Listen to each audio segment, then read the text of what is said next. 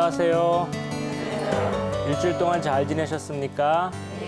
예, 우리 성호경 같이 바치고 강의 시작하도록 하겠습니다. 성부와 성자와 성령의 이름으로 아멘. 예, 일주일 만에 여러분들을 이렇게 다시 만나 뵙게 돼서 반갑습니다. 그동안 이번 호에는 특히 이번 강연엔 특히 이렇게 청중들도 많이 와주시고 해가지고 제가 더욱 재밌게 강의를 할 수 있을 것 같습니다. 이렇게 와주신 여러분 고맙고 또 집에서 봐주시는 여러분들도 감사하게 생각합니다. 오늘은 15회 강의입니다. 저희가 벌써 중반을 돌아서 15번째 강의를 하고 있습니다. 지난 시간에 강연 드린 것을 짤막하게 정리를 하고 늘 하듯이 그리고 이제 강연을 본격적으로 시작하도록 하겠습니다. 지난 시간에 우리는 고대 근동의 종교를 이해하는 게 우리 구약 성경을 이해하는데 왜 중요한지에 대해 가지고 계속해서 여러분들한테 강조하고 있습니다. 신자들의 어떻게 말하면 필수 교양이 될 수 있다라는 걸 말씀드리고 있습니다. 돌아보면 우리 교회가 선교 300년대를 향해서 아주 힘차게 지금 전진하고 있습니다. 선교 300년대가 되려면 교회가 양적으로 늘어나는 것도 매우 중요하지만 질적으로 신자 한 분 한 분이 더 우리 성경을 더 깊이 알아듣고 또 우리 한국 문화가 이제 그리스도교 문화와 만나서 더욱더 그리스도교 문화와 더 이렇게 깊이 가까이 되는 것이 더 중요하다고 생각하는데요. 그러기 위해서는 우리가 성경 그 자체를 아는 것도 중요하지만 성경과 관련된 지식들을 두루두루 잘 알고 있는 것이 미래를 위해서 훨씬 중요하다고 생각합니다. 선교는 어떻게 보면 이제 우리 가톨릭 교회가 하는 방식은 일방적인 선교가 아니라 이렇게 문화와 천천히 이해하면서 서로 스며들듯이 이렇게 자연스럽게 선교를 하고 있죠. 어쩌면 이 강의도 크게 봐가지고 그런 방법의 일환이라고 할 수 있겠습니다. 선교 300년대를 향해 가는 신자들은 말씀드렸듯이 성경에 대해서 깊은 이해를 갖고 있어야 됩니다. 특히 성경이 그냥 하늘에서 뚝 떨어진 책이 아니라 그때도 사람이 살고 있었거든요. 우리하고 똑같이 새끼 밥 먹고 결혼하고 자식 낳고 이런 사람들이었거든요. 이제 그분들이 과연 어떤 세계에 살고 있었는지, 그곳은 여기서부터 얼마나 먼 세계이고 시간적으로나 공간적으로나 얼마나 먼 세계이고 특히 그 사람들의 생각, 그 사람들의 사고방식, 그 사람들의 종교적인 상식이 지금 우리와 좀 얼마나 많이 차이 나는지 그걸 모르고 성경을 읽으면 성경을 잘 이해하기 힘드는데 그런 배경 지식이나 그런 필수 교양을 조금이라도 좀 이해하신다면은 성경이 조금 더 쉽게 다가올 수 있고 우리가 불필요한 오해도 많이 극복할 수 있다 이렇게 생각하는 것이죠. 실제로 이제 우리나라보다 그리스도교를 먼저 받아들인 나라, 유럽이라든지 미국에 이렇게 보면은 여러분들 잘 아시겠지만 다큐멘터리 같은 걸로 메소포타미아 문명이라든지 어떤 이집트의 파라오라든지 이런 게 훨씬 많이 나오잖아요. 이제 그런 게 왜 이렇게 관심이 있냐면 전부 이렇게 구약 성경과 관련이 있어서 신자들이 많이 보기 때문이죠.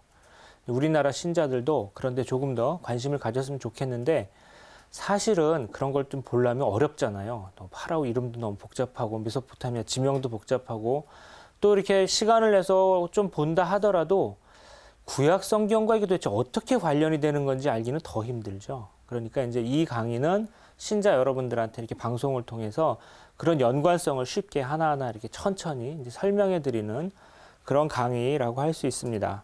그래서 여러분이 집에서나 아니면 이게 평화방송을 통해서 그런 다큐멘터리가 나오면 이제 아주 재밌게 시청하시면 좋고 하지만 이제 영상 자료도 좋지만 이렇게 책을 읽는 것만큼 많은 정보를 얻을 수는 없거든요. 그러니까 여러분들이 이 시간에 제가 이제 많이 설명해 드리는 교재도 같이 이렇게 보시면서 교양을 늘리시면 나중에 이제 성당에서 어떤 모임을 하실 때나 아니면 혼자 성서를 읽으실 때나 조금 이 구절이 이런 의미가 있겠구나 하는 걸 조금 더 쉽게 스스로 알아볼 수 있을 것 같습니다. 우리는 이 시간을 통해서 그래서 고대 근동의 두 가지 큰 신을 보았는데요. 일단 하늘신을 보았습니다. 처음에. 그리고 달신을 보았습니다. 생각이 나시는 분도 있겠고 생각이 안 나시는 분도 있겠고 아니면 먼저 강의를 놓치신 분도 있겠는데요. 책을 보시거나 아니면은 이 강의를 인터넷으로 다시 들으시면 되겠습니다. 그리고 우리는 이제 지난 시간부터 새로운 신, 강의 신을 보고 있습니다.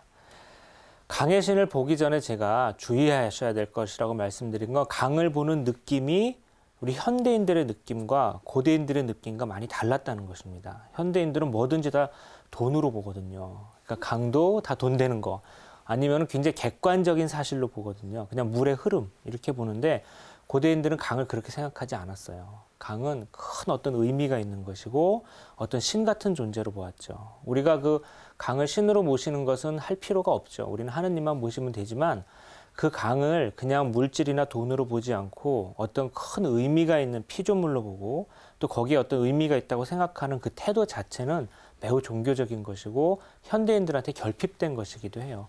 그래서 그런 마음을 우리가 갖고 고대인들이 이래서 강을 이렇게 신으로 보았구나 하는 걸 알게 되면 더 좋겠습니다. 그래서 그들은 강을 물의 흐름이나 수량의 변화 아니면 어떤 재화를 만들어내는 것 이렇게 보지 않고 강을 온 몸으로 온 마음으로 영혼으로 느꼈죠. 그래서 강을 마치 신처럼 느꼈고 강에 두려운 마음을 갖고 있었어요. 내가 저한테 강을 잘하지 않으면 저 강이 우리한테 어떤 큰 것을 끼칠 수 있다 이렇게 생각했죠. 그래서 우리는 처음으로 고대 근동에서 이제 대표적인 강 나일강의 신. 근데 재미있게도 나일강은 범람의 신이 있었죠. 젖이 큰 그리고 배도 나온 남자였는데 재미있는 신의 모습도 보았고 그다음에 이제 메소포타미아에서 티그리스 유프라테스 강이 또 어떻게 신으로 나오는가도 보았는데 재미있게도 티그리스와 유프라테스 강은 굉장히 큰 강이고 의미 있는 강인데 그 강 자체가 신이라기보다는 그 강의 신성이 상대적으로 약했죠. 약한 이유가 우리가 엔키신 때문이라고 그랬어요. 엔키신은 이제 물의 신, 지하수의 신인데 이 신이 워낙 인기가 있고 워낙 큰 신이고 워낙 높은 신이어서 강의 신이 상대적으로 좀 죽었던 그런 정황을 좀 보았습니다. 그리고 이제 이번 시간에는 경계강에 대해서 말씀드리고 그다음에 요르단강에서도 말씀드리고 그다음에 매우 재미있을 겁니다. 함무라비 법전 일부를 읽어드리고 거기서 나오는 옛날에는 강 가지고 이런 일도 했구나 사람들이 하는 재미있는 걸 하나 말씀드릴게요. 그리고 나서 강의를 마치겠습니다. 그렇게 들어주시면 되고요. 첫 번째로 경계강입니다. 구약 성경은 티그리스 강과 유프라테스 강을 말할 때 어떤 큰 저 멀리 경계를 짓는 그런 의미로 사용한 적이 있습니다. 이게 지리적으로 티그리스 강과 유프라테스 강이 여기서부터 몇 킬로미터다 이렇게 생각한 게 아니라 저 멀리에 어떤 경계를 짓는 저승에 넘어가는 그런 식의 강으로 생각한 적이 있거든요. 이게 굉장히 신화적인 강의 의미인데 어디에 나오냐면은 창세기 2장에 나옵니다. 창세기 2장에 보면은 여러분 교재에 124쪽입니다. 제가 말씀드릴게요. 한번 보세요. 처음에 에덴 동산을 묘사할 때 에덴 동산이 과연 어떻게 되어 있는가를 묘사하는 구절이 있습니다. 그러니까 인류가 죄짓기 전이죠. 그런데 에덴에서 강이 4개가 흘러나온다고 합니다. 창세기 2장 11절부터 말씀드리면 첫째 강의 이름은 피손인데 금이 나는 하윌라 온 땅을 돌아 흘렀다 하고 나오고요. 둘째 강의 이름은 기혼인데 에티오피아 온 땅을 돌아 흘렀다 라고 나오고 셋째 강의 이름은 티그리스인데 아시리아 동쪽으로 흘렀다.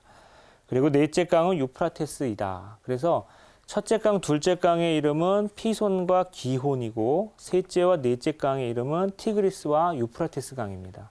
그런데 티그리스와 유프라테스 강하고 이 네 강이 에덴 동산에서 나오면 우리가 그 강의 상류만 찾아 올라가면 에덴 동산이 나올 거 아니에요. 그런데 그렇게 안 나와요. 이 강은 어떤 지리적인 의미를 얘기하는 게 아니라 어떤 신화적인 의미를 얘기하는 거예요. 그래서 실제로 이 강이 어디 있다더라라고 찾는 건 별로 무의미하고요.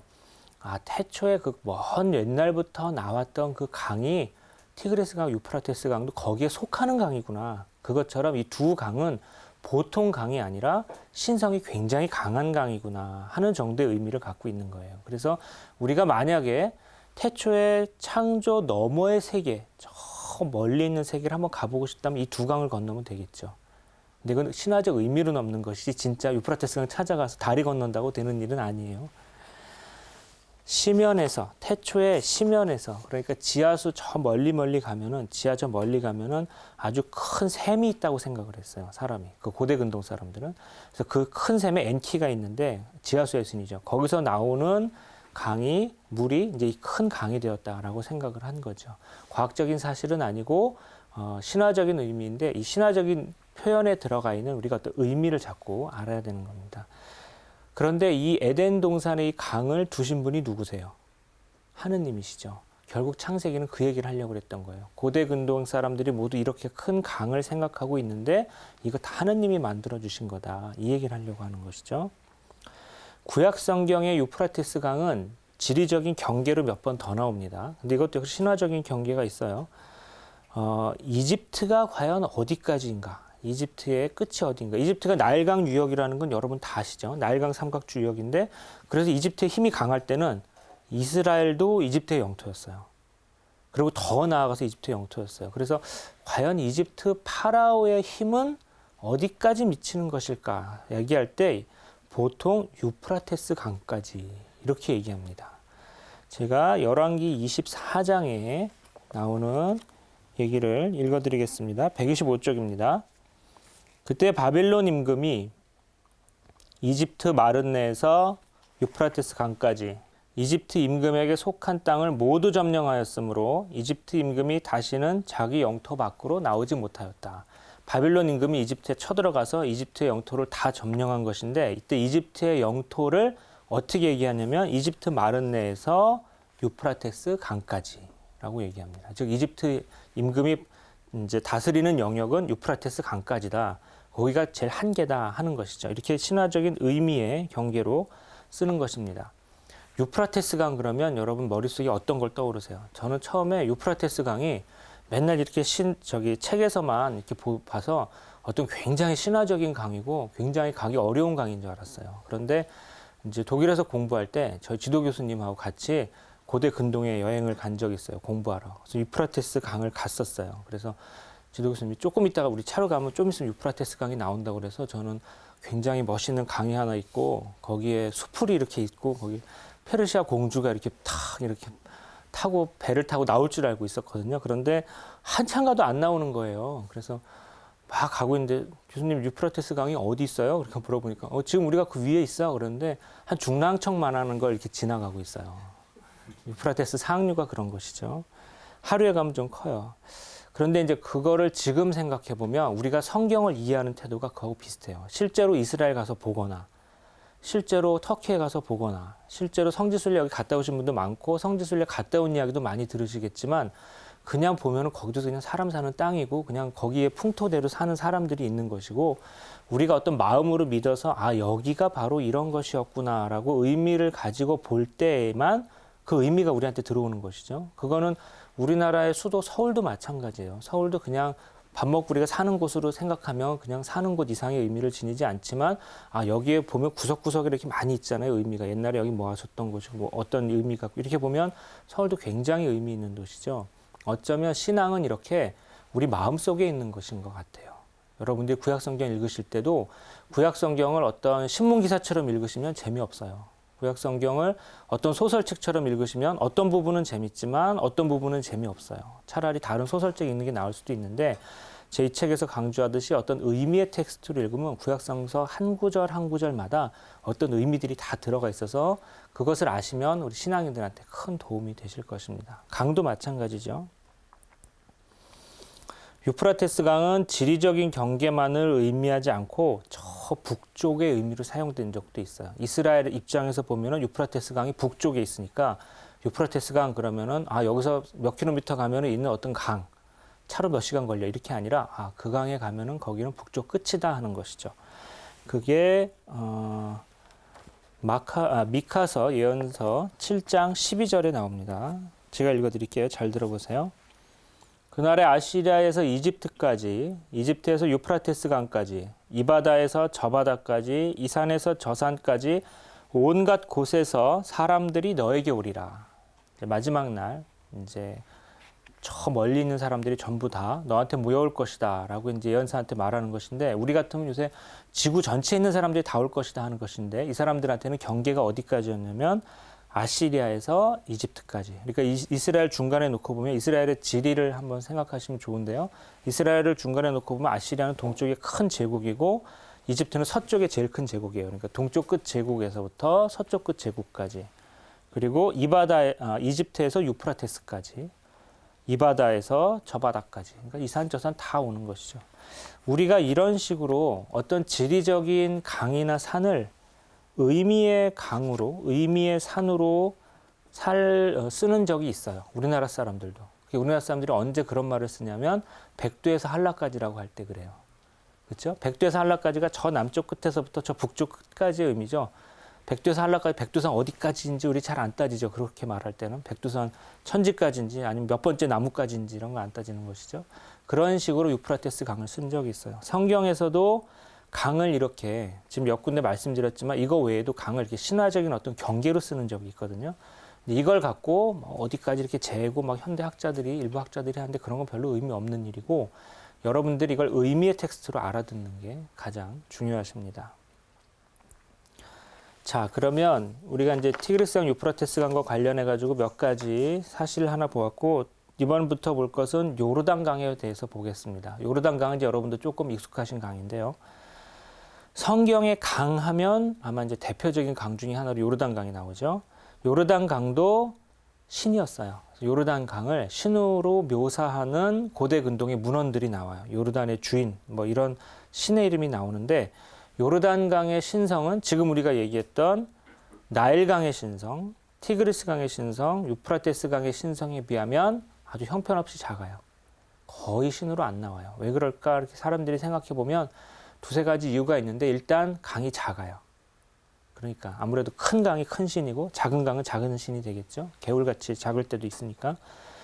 또 하나는 저번 시간에 말씀드린 것인데 지하수의 신 엔키가 워낙 커가지고 그 지하수의 신 엔키가 다 이렇게 강의 신성을 잡아먹어 버렸다고 생각할 수도 있어요. 그래서 요르단강의 신은 작은데 우리가 구약 성경에서 요르단강도 어떤 경계의 뜻으로 썼던 적이 있어요. 그게 언제냐면 이집트 탈출해가지고 광야를 떠돌던 백성들이 뭐라고 했냐면 요르단 건너라고 그랬죠. 요르단강 건너.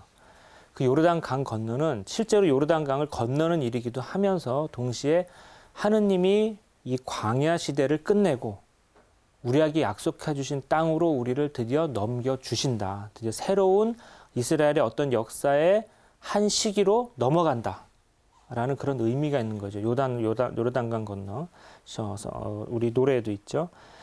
그래서 이집트에서 탈출한 백성의 최종 목적지, 그리고 약속의 땅의 경계, 그리고 요르단강 건너 그 땅에 우리가 들어가면, 그 가나안 복지에 들어가면 그때부터 이스라엘의 역사는 고난 끝, 행복 시작 이렇게 됐죠. 실제로는 안 그랬어요. 그렇죠? 들어가서도 온갖 고생을 당하고 막 그랬는데 하여튼 요르단강이 나올 때는 그런 의미의 언어, 그런 걸 담고 있는 신화적 상징의 강이었다 하는 것입니다. 이것 말고 요르단강은 또 하나의 굉장히 중요한 의미를 지닌 강이기도 한데 요르단강은 기적이 잘 일어나는 강이기도 했어요. 구약성경에 많은 기적들이 요르단강에서 일어났는데 우리가 이제 이번 시간을 통해 가지고 엘리사 예언자를 계속 보고 있는데 엘리야 예언자의 엘리야 예언자를 잇는 엘리사 예언자, 수제자 엘리사 예언자는 겉옷을 가지고 물을 쳐가지고 요르단강을 이렇게 멈춘 적이 있죠. 요르단강이 이제 기적의 장소인 것이죠. 열왕기 2장에 두 번째 열왕기 2장. 이게 엘리야 예언자고 엘리사 예언자는 나아만의 병을 낫게 할 때 요르단강에 몸을 담그게 했어요. 요르단강에 몸을 담그고 몸이 나았죠. 그때 어떻게 얘기했냐면 엘리사 예언자가 이렇게 얘기했어요. 이 책에 보면은 127쪽인데요. 나아만의 병을 낫게 할 때 이렇게 해요. 그리하여 나아만은 하느님의 사람이 일러준 대로 요르단강에 내려가서 7번 몸을 담갔다. 그러자 그는 어린아이 살처럼 새 살이 돋아 깨끗해졌다.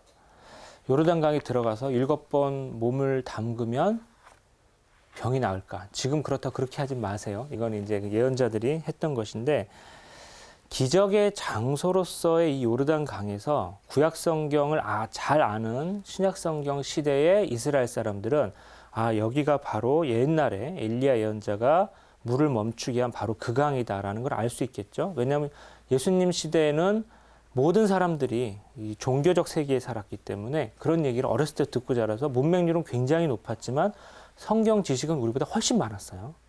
그래서 이 요르단강에서 무슨 일이 일어났는지는 굉장히 많이 알고 있었을 거예요. 그래서 여긴 옛날에 엘리야 예언자가 물을 멈추게 한 곳. 또 여기서 엘리사 예언자가 7번 몸을 담그고 뭐 사람을 낫게 한 곳이라는 것을 알 수 있겠죠. 그런데 예수님께서 세례를 받으실 때 바로 이거하고 비슷한 일을 하셨어요. 요르단강에 들어가셔서 물에 잠기셨죠. 그리고 요르단강에서는 엘리야가 승천한 적도 있거든요.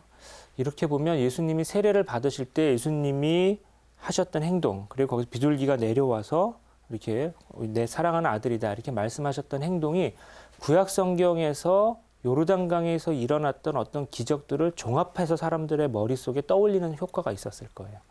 예수님은 다른 분이시구나. 예수님이 세례를 받으실 때는 우리가 이 요르단강에서 예전에 있었던 그 많은 일들이 우리 머릿속에 연상되는구나 하는 그런 효과가 있었을 것입니다. 그렇게 해서 요르단강은 하느님께로 올라갔던 엘리야 예언자의 하느님께로 올라갔었는데 예수님이 세례 받으실 땐 그 올라갔던 게 내려와서 비둘기 모양으로 내려와서 예수님한테 오시고 또다시 물을 담궈서 그땐 나아만이 병을 낳았지만 예수님의 세례와 그 공생애를 통해서 우리의 몸이 낫게 되는 것이죠. 우리의 영혼이 낫게 되는. 그래서 그런 복합적인 기적의 장소로서의 강이 있는 것이죠. 만약에 여러분이 성지순례에 요르단강에 가시면은 이런 복합적인 의미를 가지고 그 요르단강을 보시면은 여러분 여행에도 의미가 되고 그 다음에 여러분 신앙에도 도움이 될 거예요. 근데 이렇게 공부를 잘 안 하고 그냥 가서 보시면 재미없겠죠. 그냥 뭐 조그만 개울천 하나 흘러가는 거고 물은 그렇게 맑진 않고요. 그렇게 될 것입니다. 자, 이렇게 의미의 강으로 보는 시간에서 이번 시간에 본론은 신성 재판의 강 이제 보겠습니다. 고대 메소포타미아 법률 조문을 여러분한테 이제 알려드리고 그것을 이제 설명하는 시간을 이제 갖도록 할 텐데요. 흐르는 강물이 정의를 상징하는 그런 상징성이 있다는 걸 말씀드리려고 합니다. 지금부터 읽어드릴 것은 여러분이 많이 들어보시긴 하셨을 거예요. 함무라비 법전, 고대 최초의 고대 근동의 법전이라고 하는 것이죠. 함무라비 법전의 2조예요. 1조, 2조 이렇게 나가는데 서문이 있고 이게 아카드어 텍스트인데 공부할 때 조금 복잡한 텍스트예요. 그런데 제가 한국말로 번역을 해서 이제 여러분한테 읽어드릴게요. 잘 들어보세요. 이런 식의 법률 조항이 있었어요. 만일 어떤 시민이, 그러니까 이제 노예도 안 되고 시민이에요. 시민이 다른 시민한테 흑마술을 했다고 증거도 없이 고소했을 경우 고소당한 이는 강에게 보내 강에 던져진다. 만일 강이 그를 죽였다면 고소한 이가 그의 집을 취할 것이다. 그러나 만일 강이 그를 무죄라고 판결해서 그가 살아 돌아왔다면 그는 고소에서 자유로워진다. 그러나 그가 마술을 했다고 고소한 이는 죽어야 한다. 그리고 강에게 보내줬던 이와 이를 고소한 이의 집을 취한다. 이렇게 됐는데 조금 복잡하죠? 법조문은 옛날 것도 복잡하고 요즘 것도 복잡해요. 제가 이거 설명을 좀 해드릴게요. 함무라비 법전 2조는 어떤 경우를 다루냐면 도저히 인간이 가려낼 수 없는 굉장히 애매하지만 굉장히 중요한 경우 하나를 다루는 거예요. 만일 한 시민이 다른 시민을 보고, 그러니까 이제 이게 이제 그냥 민주주의는 아니에요. 그러니까 노예들은 자격이 없었고 일단 시민들만 있었어요. 시민들이 저자가 나한테 흑마술을 걸었어. 흑마술이란 말이 아카드어로 키슈프라는 말인데 누가 잘못되라고 마술을 거는 거예요. 흑마술이라고 번역하죠. 누가 원하는 것을 원하지 못하게 하라고. 제발 저놈 소원이 들어지지 말라고. 우리나라에도 있었죠. 지푸라기로 인형 만들어 놓고 쿡쿡쿡 찌르고 막 그런 막 가슴 아프고 막 이렇게 간지럽히고 막 이러는 그런 거하고 비슷한 거예요. 근데 이것을 우리는 믿진 않지만 옛날 고대 메소포타미아 사람들, 이게 기원전 19세기니까 지금부터 3,900년 전 사람들은 굉장히 심각하게 믿었어요. 그때는. 이런 거 하면 안 되는 거예요. 우리 같은 사람들끼리. 당대의 사회의 안녕과 질서를 위해서 정당하게 경쟁하지 않고 어떤 시기하고 있는 사람들이 서로 어떤 마술사 하나 불러가지고 자기 집 뒷뜰에서 뭔가 막 해가지고 흑마술을 걸면은 일단 기분은 나쁘죠, 우리도. 그런 거 당하면 기분은 나쁘겠지만 우리는 그런 거 믿질 않잖아요. 미신이다고 넘기지만 그 사람들은 그런 소리만 듣고 어떤 증거를 잡으면 야, 이거 큰일이구나. 우리 집안이 저놈이 저 돈 비싼 마술사 불러가지고 이런 짓을 우리 집안한테 했으니까 우리 집안이 큰일 났다. 이거 뭔가 해야 된다. 이렇게 생각했을 거죠. 그래서 법정으로 끌고 갔어요. 저 사람이 나한테 흑마술을 걸었다. 이 나쁜 놈이다. 이렇게 했었죠. 그런데 문제는 증거가 없을 경우에요. 뭔가 뭐 불을 피웠든지 뭘 했든지 흑마술을 했는데 증거를 싹 치웠어요. 근데 흑마술을 한 건 자기가 봤어. 증거도 없이 흑마술을 했다고 걸었어요. 이걸 누가 알겠어요? 이게 굉장히 중요한 문제인데 아무도 가릴 수가 없어요. 이건 오직 신만이 아시는 거예요. 진짜로. 흑마술을 진짜 걸었는지 안 걸었는지. 그래서 신한테 물어봐야 된다. 이렇게 생각을 했어요. 그래서 우리는 실효성이 좀 없다고 믿지만 그 사람들은 실효성이 있다고 믿었을 경우에 자, 이럴 경우에 어떻게 할 것인가? 흑마술을 한 것인가 안 한 것인가? 이럴 때 함무라비 법전에서 뭐라고 그러냐면 강에 가라. 이때 강은 보통 강이 아니라 이드라는 강인데 여기 앞에 여러분 보시면은 고대 수메르어로 쐐기 문자로는 제가 쓰지 않고요. 그냥 이렇게 풀어서 썼습니다. 이렇게 이드라는 강이에요. 근데 앞에 D라고 조그맣게 붙은 건 이 강의 이름이 그냥 보통 이름이 아니라 D라고 한 건 다이어트라고 신의 이름이라는 뜻이에요. 조그맣게 D라고 붙은 거죠. 이렇게 조그맣게 붙어가지고 이게 신의 이름인지 장소인지 사람 이름인지 하는 걸 알려주거든요. 자, 그러면 이게 이드라는 강이에요. 그럼 이드한테 물어봐야 돼요. 그런데 강의 신이 어떻게 알려줘요? 어떻게 하냐면 흑마술을 걸었다고 고소를 하면은 그 사람을 피고인을 강 한가운데로 유프라테스 강 하류는 넓거든요. 강 하류를 넣어서 강에 빠뜨려요. 이 사람이 만약에 진짜 흑마술을 했잖아요. 그럼 강의 신이 이 사람을 삼켜요. 익사해서 죽는 거예요. 근데 아니고 이 사람이 흑마술을 안 했어요. 그럼 강의 신이 얘는 죄가 없다라고 해서 이 사람을 뱉어요. 그래서 저 하류 어디에선가 발견돼서 집까지 걸어와요. 굉장히 우습죠. 그러면 이제 어떻게 되냐면 흑마술을 했다고 고소한 사람, 이 잘못했잖아요. 이 사람 살아 돌아왔으면 그 사람은 집을 뺏겨요. 몽탕. 여기서 집이라는 건 아내와 자식과 집에 있는 가축과 노예를 다 뺏기는 거예요. 만약에 이 사람이 죽잖아요. 그럼 이 사람이 이긴 거잖아요. 이긴 사람은 또 그 사람의 집을 다 빼서 양쪽 모두 집 전체를 놓고 그런 짓을 하는 거예요.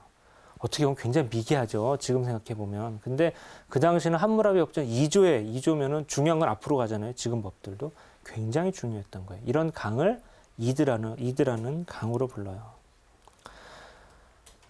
이걸 이제 접한 여러분들, 집에서 보시는 분들은 야, 이건 참 원시적이고 미개한 악습이라고 생각하실지 모르는데 사실은 이런 식으로 정의를 가리는 거는 인류의 종교사에서 드문 게 아니에요.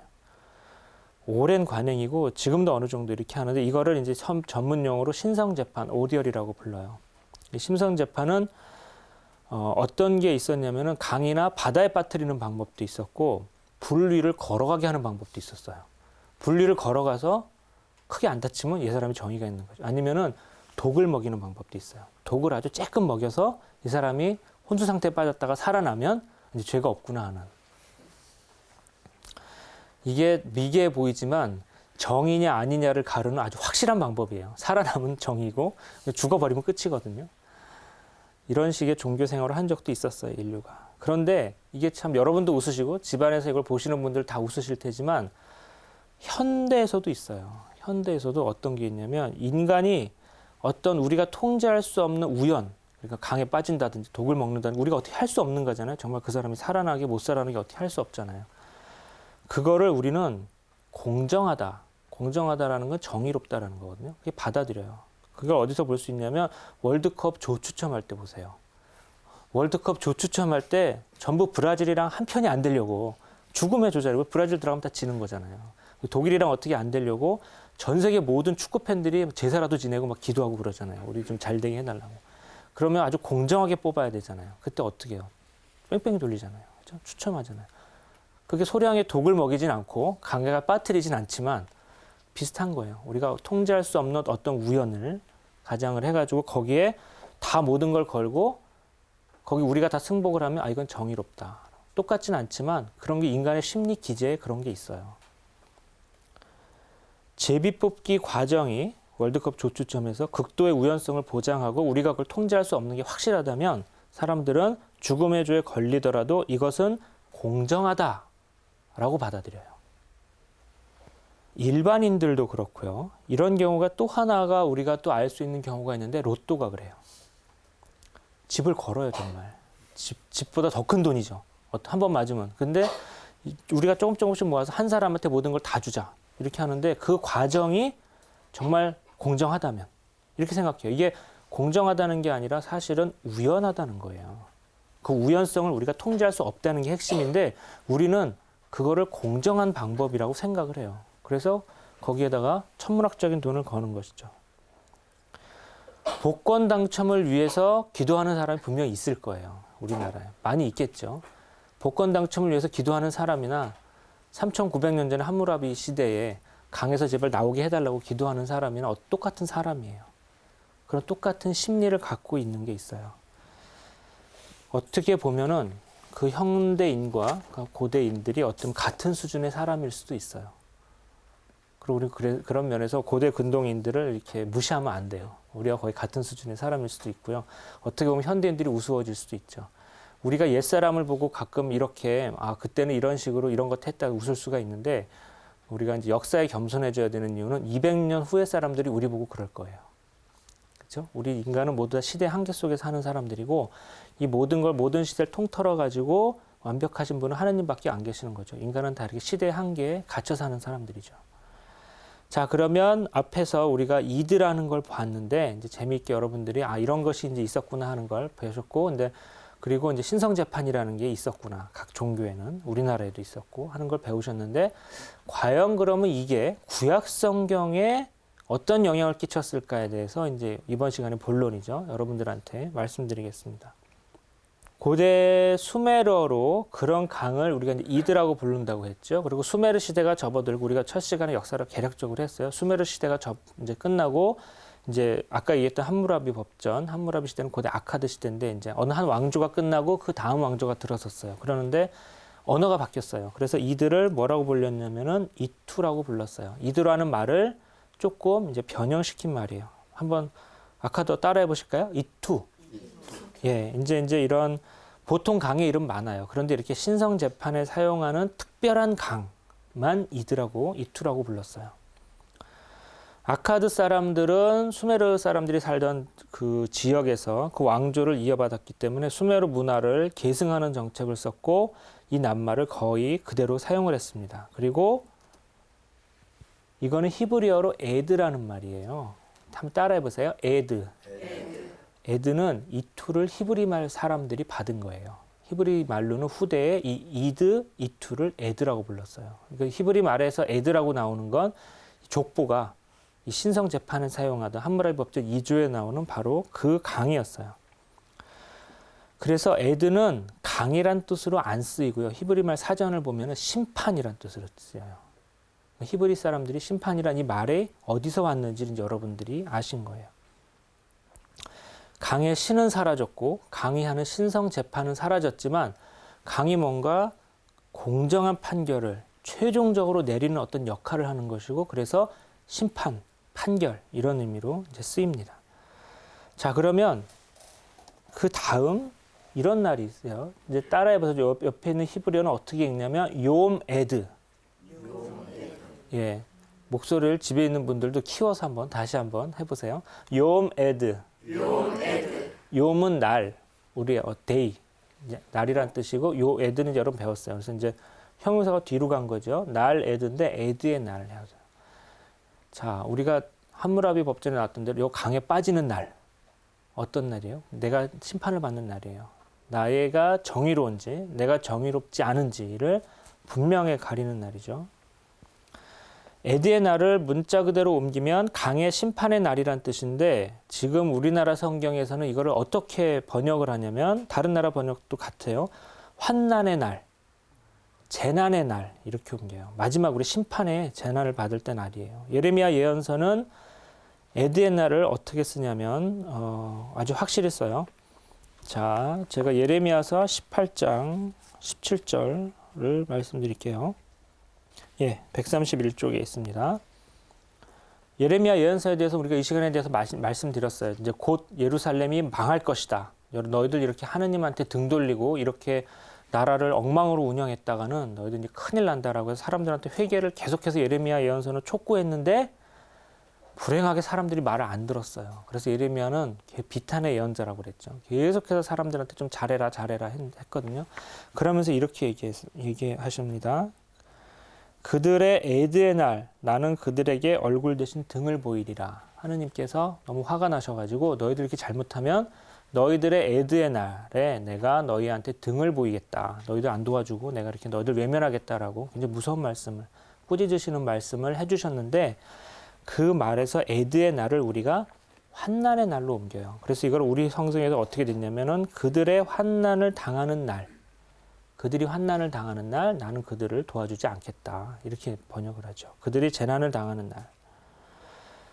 자, 구약 성경에서 환난이나 재난이 이제 이런 의미로 쓰이고 있다는 걸 여러분이 이제 아실 수 있습니다. 모세가 마지막으로 이제 죽을 때 모세가 신명기 맨 마지막에 아름다운 노래를 하나 굉장히 길고 훌륭한 노래를 하나 남기고 돌아가시거든요. 근데 그 모세가 남긴 노래에 신명기 32장 35절에 이런 말씀이 있어요. 모세는 이제 그 마지막 노래에서 뭐라고 말씀하시냐면은 여러 가지 좋은 말씀을 많이 해주시고 후손들한테 너희들 제일 중요한 게 이스라엘에 뭐냐면은 하느님 신앙이다. 하느님한테서 멀어지지 마라. 이런 말씀을 남기시는데 그렇게 말씀하시는 가운데 이렇게 말씀하세요. 애드의 날이 가까웠고 그들의 재난이 재빨리 다가온다. 곧 환난이 멀지 않았으니까 실제로 환난이 멀지 않았다는 것보다 그런 자세로 열심히 살아라라는 의미신데 애드의 날이 가까웠고 그들의 재난이 재빨리 다가온다. 이거를 어떻게 번역을 하냐면 멸망의 날이 가까웠고 이렇게 번역을 해요. 욥기를 또 보겠어요. 계속 이제 구약 성경에서 이게 어떻게 널리 쓰이고 있는지 여러분이 보는 겁니다. 욥기는 부조리한 상황을 신랄하게 고발하는 책이에요. 여러분이 집에 가셔서 욥기를 한번 보실 기회가 있을지 모르겠는데 욥기는 그 신학적인 수준이 너무너무 깊어서 지금도 잘 이렇게 만만치 않은 그런 책이에요. 우리가 살다 보면 착한 사람이 잘 되기보다는 악인이 득세할 때가 많죠. 마음씨 착하고 고운 사람이 잘 돼야 되는데 오히려 그런 사람이 더 고통을 당하고 약삭 빠르고 이런 사람들이 더 잘 되고 왜 눈물은 착한 사람들이 열심히 사는 사람들이 흘리나 하는 게 사실은 신학적으로 굉장히 생각을 해봐야 될 문제인데 욥기가 그걸 정면으로 다루는 책이에요. 거기서 욥기가 이렇게 얘기하죠. 우리가 상선벌악의 원리, 권선징악이 정말 가능한가 이 세상에서. 만약에 여러분이 욥에 대해서 공부를 하신다면 구티에레즈 신부님이 쓴 욥에 관하여라는 책이 있는데 저는 개인적으로 그 책이 좋았고요. 여러분들도 여러 가지 책이 있으니까 보시길 바라요. 저는 욥이 이런 질문을 할 때 이 애드의 날을 쓴다는 것만 이 시간에 알려드릴게요. 욥기 21장 30절에 보면은 이렇게 말씀하세요. 악한은 애드의 날에 제외되고 진노의 날에 구제된다.